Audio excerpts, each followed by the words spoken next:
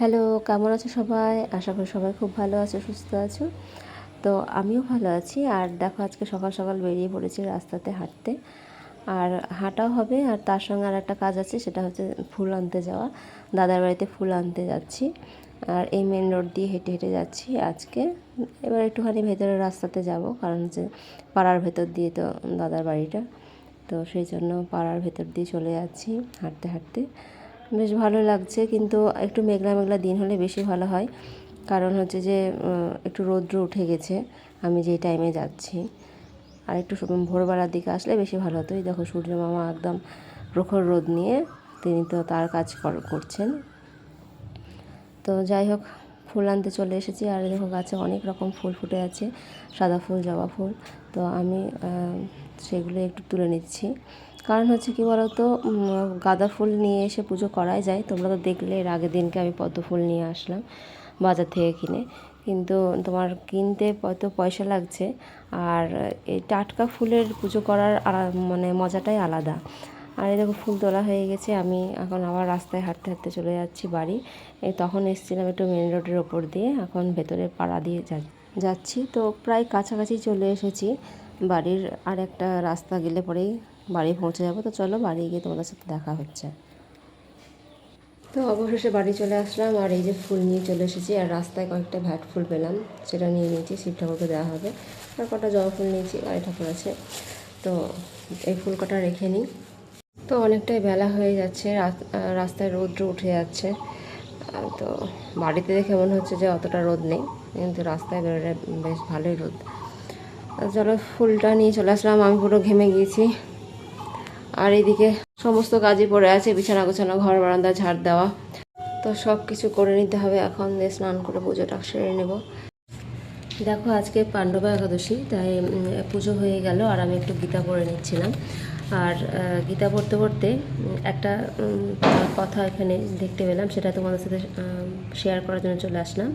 এখানে দেখো বলছে যে প্রহ্লাদের মতো একটি শিশু, যিনি 5 বছর বয়সে পরমার্থ সাধনে ব্রতী হয়েছিলেন, তখন তার বাবা এই ভক্তির পথে সবচেয়ে বড় শত্রু হয়ে দাঁড়িয়েছিলেন এবং নানাভাবে তার অনিষ্ট করবার চেষ্টা করেছিল, এমনকি নানাভাবে তাকে হত্যা করার চেষ্টা করেছিল।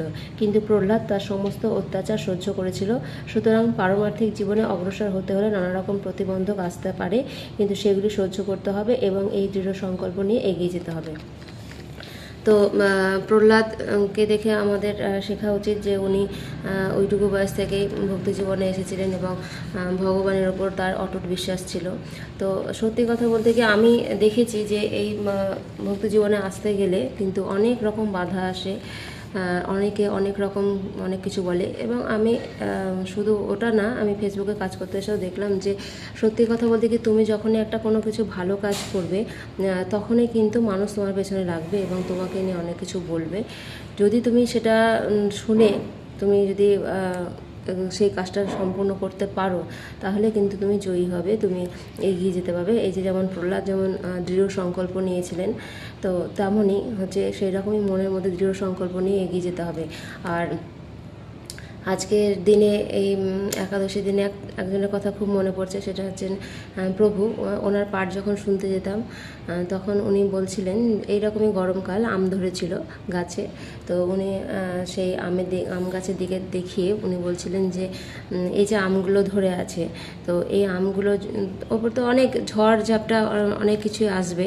তো সেই সমস্ত ঝড় ঝাপটা সব কিছুকে যদি সহ্য করে ওই আমটা গাছের মধ্যেই থাকে, তবেই সেই আমটা কিন্তু পাকবে, বড় হবে, পাকবে। আর যদি সেই ঝড়ে ঝরে পড়ে যায়, তাহলে কিন্তু সে আর পাকতেও পারলো না, বড় হতেও পারলো না।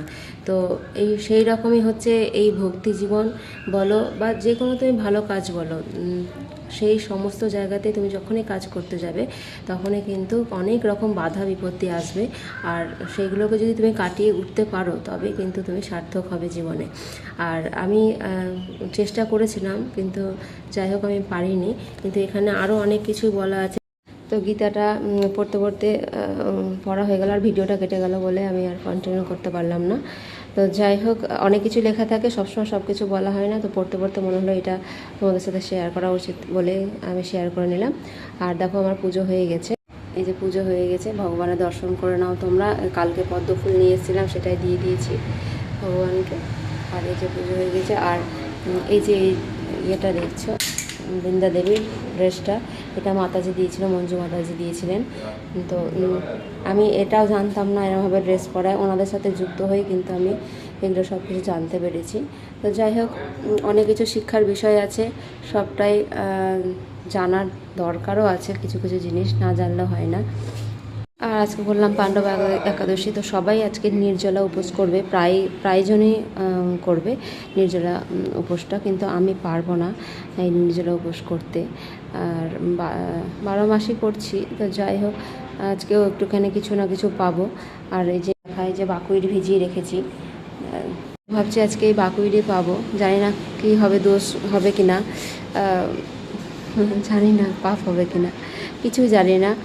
আর যতক্ষণ থাকতে পারবো ততক্ষণ চেষ্টা করব থাকার, তবে নির্জলা হয়তো বা পারবো না থাকতে, চেষ্টা করি দেখি কি হয়। ভিজিয়ে রেখেছি বাকুইট, সম্ভব হলে সেটা করে পাবো। আর সবাই ভালো থেকো। আর কারা কারা আজকে এই পাণ্ডব একাদশী করছে অবশ্যই জানিয়ে। তো আজকের ভিডিওটা এখানে শেষ করছি। সবাই ভালো থেকো, সুস্থ থেকো। আজকে আসি, তবে টাটা।